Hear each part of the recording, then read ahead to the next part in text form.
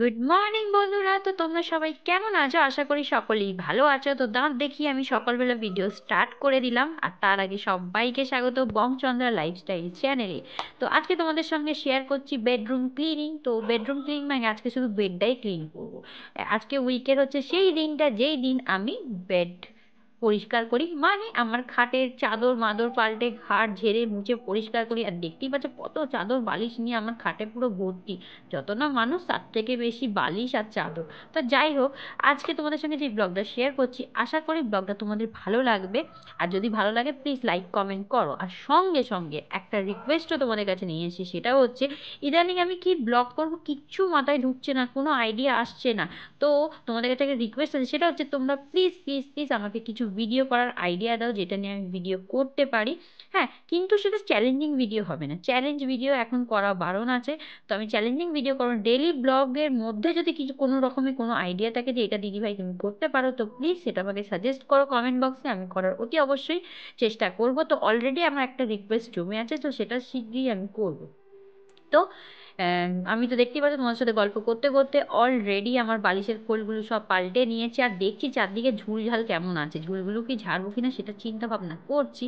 তো এইসব করতে করতে হঠাৎ করে আমার মনে পড়ে গেল, আচ্ছা যারা নতুন এই ব্লগটা দেখছো তারা আমাকে সাবস্ক্রাইব করেছো? করনি, আমি জানতাম করনি। তো প্লিজ সাবস্ক্রাইব করে দাও। সাবস্ক্রাইব না করলে, তোমরা সাপোর্ট না করলে আমি নতুন নতুন ভিডিও আনার এনার্জি পাবো কোত্থেকে? তো দেখতে পাচ্ছ এমনি হাই উঠছে, এনার্জি লেভেল খুবই কম। এবার যখন তোমরা সাবস্ক্রাইব করবে, কমেন্ট করবে, লাইক করবে, তবেই না এনার্জিটা আমি পাবো। তো প্লিজ যারা সাবস্ক্রাইব করোনি সাবস্ক্রাইব করো, লাইক না করে চালিয়ে লাইক করো। আর অতি অবশ্যই কমেন্ট করে আমাকে সাজেস্ট করো কিরকম ভিডিও তোমরা দেখতে চাও।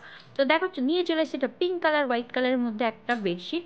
এটা মানে কি বলবো, এটা আমার বিয়েতে আমি পেয়েছিলাম, বিয়েতে না বউ হাতে। তো বেডশিট আমার বউ হাতে যে বেডশিট পেয়েছি, এত বেডশিট জমে আছে সেইগুলো এখনো চলছে। আর আর একটা আমার ব্যাড হ্যাবিট হচ্ছে যে আমি চাদরের সঙ্গে যে বালিশের বালিশের খোলগুলো হয় না সেমে, ওইগুলো আমার সব ছিঁড়ে গেছে। তো আমি যখন যেরকম বালিশের ভয় পাই সেরকম করি। তো দেখো এখানে এবার চারদিক দিয়ে গুজে দিচ্ছি, চারদিক দিয়ে না গুজলে চাদর গুটিয়ে গেলে আমার বড্ড বিরক্ত লাগে। আমার ঘরের মধ্যে যদি চাদর টান টান না হয়, এত বাজে লাগে না, মনে হচ্ছে ঘরটা যেমন অগোছালো। তো দেখো চাদর পেতে নিয়ে চলে এসেছি। এবার বালিশ, তো বালিশ দেখো আমার মেয়ে এখানে আমার সঙ্গে নৃত্য করছে রীতিমতো।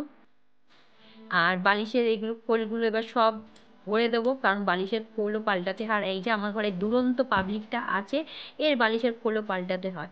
আর দেখো কিরকম বালিশের মধ্যে লম্পঝম্প মারছে। আর আজকে কী বলবো কিছু বুঝে পাচ্ছি না। তো আমার মেয়ের লম্পঝম্প আর আমার এই বেডরুম ক্লিনিং ব্লগটা তোমরা দেখতে থাকো, আশা করি ব্লগটা ভালো লাগবে। তো চলো এখনের জন্য আমি বিদায় নিচ্ছি, দেখা হচ্ছে আমার নেক্সট ব্লগে। ততক্ষণ তোমরা এই ব্লগটা দেখো, এখনো শেষ হয়নি, পুরোটা দেখে যাবে, ঠিক আছে? তো এখনের জন্য আমি বলছি টাটা টাটা।